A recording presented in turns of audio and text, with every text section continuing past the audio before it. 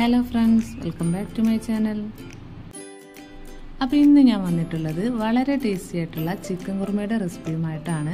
വീഡിയോയിലേക്ക് പോകുന്നതിന് മുമ്പേ നിങ്ങൾ എൻ്റെ ചാനൽ ആദ്യമായിട്ട് കാണുകയാണെങ്കിൽ ചാനൽ ഒന്ന് സബ്സ്ക്രൈബ് ചെയ്യുക, തൊട്ടപ്പുറത്തുള്ള ബെൽ ഐക്കണും കൂടെ എനേബിൾ ചെയ്യുക. അപ്പോൾ നമുക്ക് റെസിപ്പിയിലോട്ട് പോകാം. ഇതിനു വേണ്ടി ആദ്യം ഞാനിവിടെ കുറച്ച് കാഷ്യൂ നട്ട് കുതിരാനായിട്ട് വെള്ളത്തിലിട്ട് വെച്ചിട്ടുണ്ട്. 8 എണ്ണമാണ് ഞാൻ എടുത്തിട്ടുള്ളത്. 6 മുതൽ 8 എണ്ണം വരെ നമുക്ക് എടുക്കാം. എന്നിട്ട് ഇതൊരു മിക്സിയിലേക്ക് ചേർത്ത് കൊടുത്തിട്ട് നന്നായിട്ടൊന്ന് പേസ്റ്റ് ആക്കി എടുക്കണം. അല്പം വെള്ളം ഒഴിച്ചിട്ട് വേണം അരച്ചെടുക്കാനായിട്ട്. ഇതുപോലെ നന്നായിട്ട് തന്നെ അരച്ചെടുക്കണം. ഇനി നമുക്ക് തേങ്ങാപ്പാൽ റെഡിയാക്കാം. അതിനുവേണ്ടി ഞാൻ ഒരു മുറി തേങ്ങയാണ് ചിരകി എടുത്തിട്ടുള്ളത്. ഇനി നമുക്കതിൻ്റെ പാലെടുക്കാം. അപ്പോൾ ഇവിടെ തേങ്ങാപ്പാൽ റെഡി ആയിട്ടുണ്ട്. ഇനി നമുക്കിതെല്ലാം മാറ്റി വെക്കാം. എന്നിട്ട് നമുക്ക് കുറുമ റെഡിയാക്കാം. ഇതിനു വേണ്ടി ഞാനൊരു പാൻ വെച്ച് കൊടുത്തിട്ടുണ്ട്. പാനിലേക്ക് ഒരു 3 ടേബിൾ സ്പൂൺ വെളിച്ചെണ്ണയാണ് ചേർത്ത് കൊടുക്കുന്നത്. ഇനി നമുക്കിതിലേക്ക് ഒരു ഏലക്കായും 2 ചെറിയ പട്ടയുടെ കഷ്ണവും 1 ഗ്രാമ്പും ചേർത്ത് കൊടുക്കാം. അതിനുശേഷം ഒരു 1/4 ടീസ്പൂൺ നല്ല ജീരകവും ചേർത്ത് കൊടുക്കാം. അതുപോലെ തന്നെ ഇതിലേക്ക് ഒരു പച്ചമുളക് കട്ട് ചെയ്തതും കൂടെ ചേർത്ത് കൊടുത്തിട്ട് ഒന്ന് ഇളക്കി കൊടുക്കാം. ഇനി ഇതിലേക്ക് 2 മീഡിയം സൈസിലുള്ള സവാളയാണ് ചേർത്ത് കൊടുക്കുന്നത്. ചെറുതായി കട്ട് ചെയ്തിട്ട് വേണം ചേർത്ത് കൊടുക്കാനായിട്ട്. ഇനി ഇതിലേക്ക് ഒരു തണ്ട് കറിവേപ്പില കൂടെ ചേർത്ത് കൊടുക്കാം. ഇനി സവാള നല്ലതുപോലെ തന്നെ വഴറ്റിയെടുക്കണം.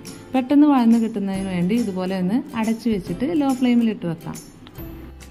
ഇപ്പം നമ്മുടെ സവാള നല്ലതുപോലെ തന്നെ വഴന്നു വന്നിട്ടുണ്ട്.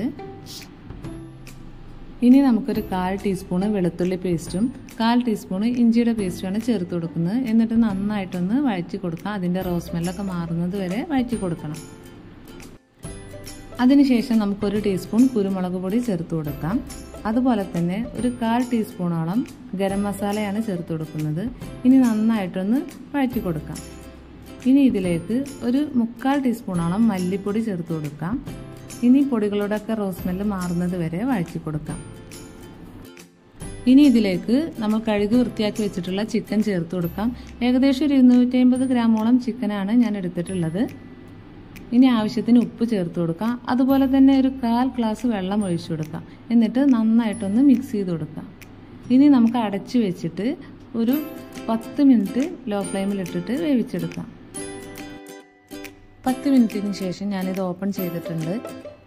ഇനി നമുക്കിതിലേക്ക് നമ്മൾ നേരത്തെ അരച്ചു വെച്ചിട്ടുള്ള കാഷ്യൂ നട്ടിൻ്റെ പേസ്റ്റ് ചേർത്ത് കൊടുക്കാം.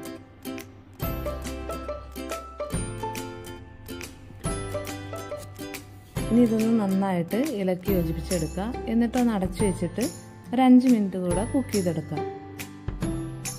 5 മിനിറ്റിന് ശേഷം ഇത് ഓപ്പൺ ചെയ്തിട്ട് ഇതിലേക്ക് നമ്മൾ നേരത്തെ തയ്യാറാക്കി വെച്ചിട്ടുള്ള തേങ്ങാപ്പാൽ ഒഴിച്ചു കൊടുക്കാം. എന്നിട്ട് നന്നായിട്ടൊന്ന് മിക്സ് ചെയ്ത് കൊടുക്കാം. തേങ്ങാപ്പാൽ ഒഴിച്ച ശേഷം ഒരുപാട് തിളക്കാൻ അനുവദിക്കരുത്. തിള വരുന്ന സമയത്ത് നമുക്കിത് ഓഫാക്കാം. ഇനി നമുക്കിതിലേക്ക് അല്പം മല്ലിയില കൂടെ ചേർത്ത് കൊടുക്കാം. അപ്പോൾ നമ്മുടെ ടേസ്റ്റി ആയിട്ടുള്ള ചിക്കൻ കുറുമ ഇവിടെ റെഡി ആയിട്ടുണ്ട്. നിങ്ങളെല്ലാവരും ഇതുപോലെ ഒന്ന് ട്രൈ ചെയ്ത് നോക്കുക. എന്നൊരു ഫീഡ്ബാക്കൊക്കെ ഒന്ന് അറിയിക്കുക. നിങ്ങൾക്ക് എൻ്റെ വീഡിയോ ഇഷ്ടപ്പെട്ടിട്ടുണ്ടെങ്കിൽ തീർച്ചയായിട്ടും ലൈക്ക് ചെയ്യുക, ഷെയർ ചെയ്യുക, സബ്സ്ക്രൈബ് ചെയ്യുക. സബ്സ്ക്രൈബ് ബട്ടൻ്റെ തൊട്ടപ്പുറത്ത് കാണുന്ന ബെല്ലൈക്കൺ പ്രസ് ചെയ്തിട്ട് അതിൽ ഓൾ എന്ന ഓപ്ഷൻ സെലക്ട് ചെയ്യുക. ഇൻഷാ അല്ലാഹ് മറ്റൊരു വീഡിയോയുമായി ഞാൻ വീണ്ടും വരും. Thank you.